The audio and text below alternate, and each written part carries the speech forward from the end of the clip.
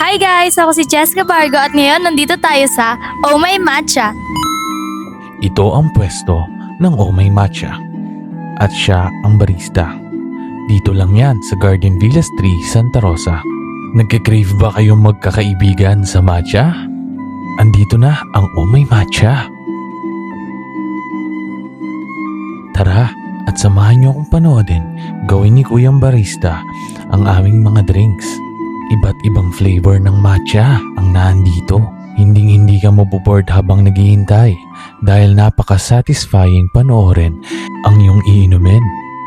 O diba, kitang-kita mo na hindi tinitipid ni Kuya Barista ang mga ingredients na nilalagay sa iyong mga drinks. Talagang masasabi mo na napakasulit ng bayad ko dito sa Oh My Matcha. Nagawa din pala sila ng coffee-based drinks, kaya kahit hindi ka mahilig sa matcha, pwedeng-pwede ka pa rin dito. Napaka-solid talaga gumawa ni Kuyang Barista at napakabilis, hindi ka maiinip.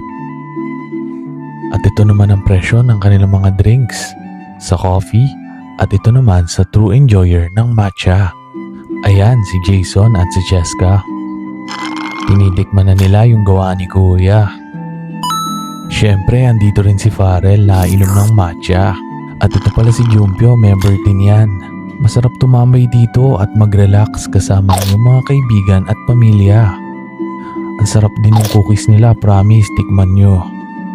Kaya kung ikaw ay nagka-crave ngayon ng drinks, matcha man o coffee base, dito ka na sa Oh My Matcha. Ulit ang sarap, 10 out of 10. Dito lang sa Garden Villas 3, Santa Rosa City.